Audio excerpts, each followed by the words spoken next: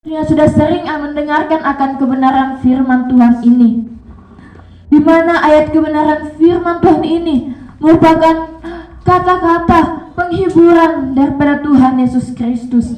Di mana apabila kita membaca daripada ayat 1 sampai ayat yang kelima, di situ Tuhan memberi kata-kata penghiburan, di mana dikatakan pada ayatnya yang pertama, janganlah diberi hatimu terharu, percayalah akan Allah dan percayalah akan daku juga.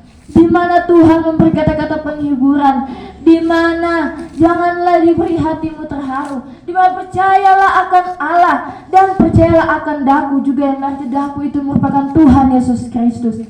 Di mana ayat yang kedua juga dikatakan, di dalam rumah Bapakku adalah banyak tempat kediaman, jikalau tiada demikian, niscaya sudah aku katakan kepadamu, karena aku pergi menyediakan tempat bagimu. Di mana Tuhan memberi lagi kata-kata penghiburan kepada murid-muridnya, di mana dikatakan, jikalau tiada demikian, niscaya sudah aku katakan kepadamu. Di mana Tuhan mengatakan, karena aku pergi menyediakan tempat bagimu. Di mana ayat kebenaran firman Tuhan ini merupakan ayat yang Tuhan berikan untuk kehidupan juga, untuk kehidupan saya dan saudara juga. Di mana Tuhan memberikan ayat kebenaran firman Tuhan ini, Tuhan menghibur akan kehidupan saya dan saudara, agar kehidupan kita mengetahui akan rahasia-rahasia yang daripada Tuhan. Di mana ayatnya yang ketiga juga Tuhan memberi kata penghiburan, di mana Dia mengatakan, dan jikalau aku pergi serta sudah menyediakan tempat bagimu itu, aku akan kembali. Di mana Tuhan akan pergi menyediakan tempat, dan Tuhan juga akan kembali lalu menyambut kamu siapa? Kehidupan saya dan saudara. Di mana Tuhan akan pergi menyediakan tempat bagi kehidupan saya dan saudara, dan Tuhan akan kembali untuk menyambut kehidupan saya dan saudara. Sebab itu dikatakan, supaya di tempat aku ini ada, di situ juga kamu ada. Tuhan memberikan kata-kata penghiburan ini, di mana kata-kata penghiburan juga ini tertuju bagi kehidupan saya saudara yang sudah mengerti akan kebenaran firman Tuhan. Karena mana supaya di tempat Tuhan ada, di situ juga saya dan saudara bersama-sama dengan Tuhan Yesus Kristus. Oleh sebab itu Tuhan mengatakan, supaya di tempat aku ini ada, di situ juga kamu ada. Dan ayat yang keempat dan 5 di situ dikatakan, dan tempat aku pergi, jalannya kamu ketahui. Di mana tempat Tuhan pergi, di mana jalannya itu juga kehidupan saya dan saudara akan tahu. Mengapa? Karena kehidupan saya dan saudara ini merupakan orang-orang yang percaya kepada Tuhan.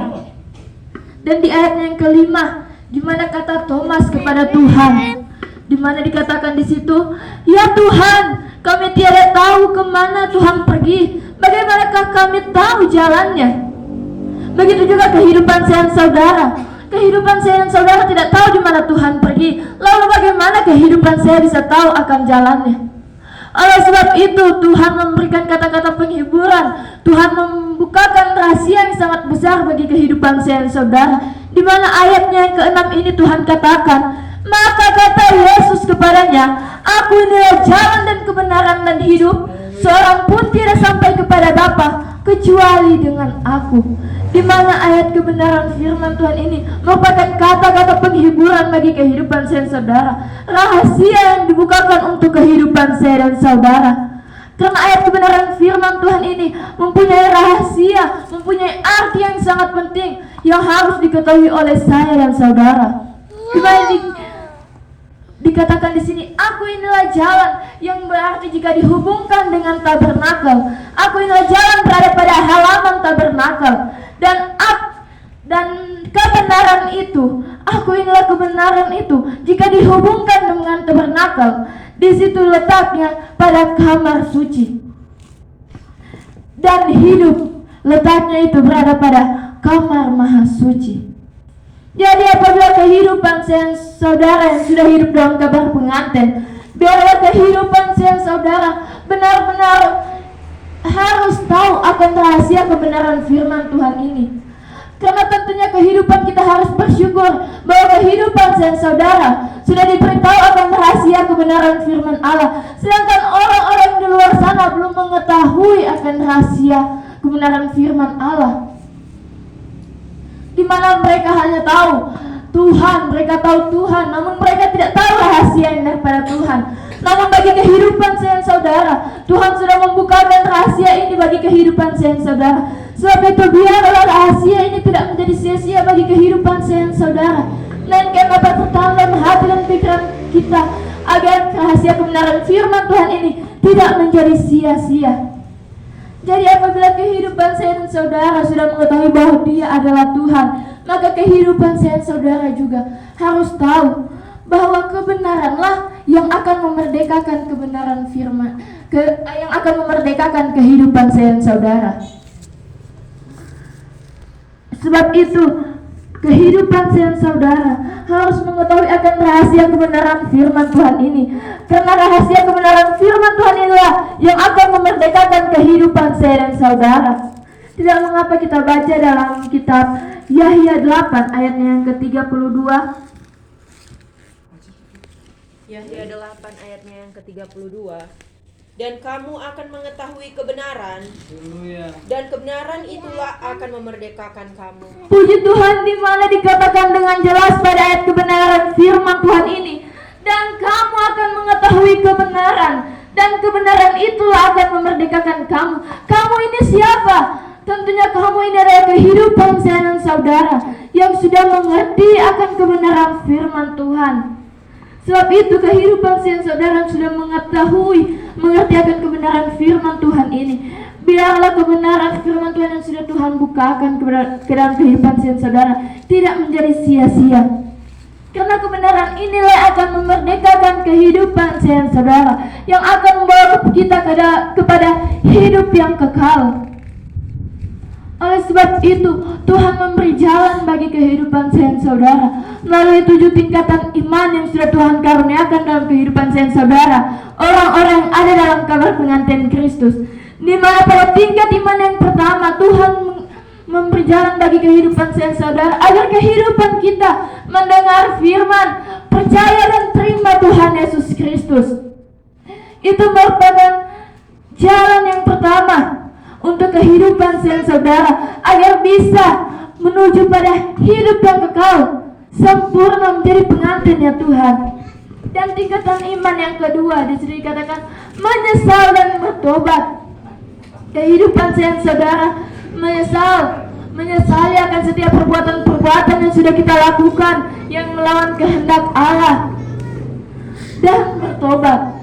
Dan jalan yang ketiga yang Tuhan berikan dalam kehidupan saya dan saudara, mengeluarkan buah-buah pertobatan. Dan yang keempat, kehidupan saya dan saudara mengikuti apa yang menjadi kehendak Tuhan dalam kehidupan saya dan saudara, yaitu melaksanakan baptisan air. Karena apabila kehidupan saya sudah melaksanakan akan baptisan air, kehidupan kita ini merupakan anak-anaknya Tuhan, di mana kehidupan kita akan memulai hidup yang baru apabila kehidupan kita sudah dibaptis dengan air.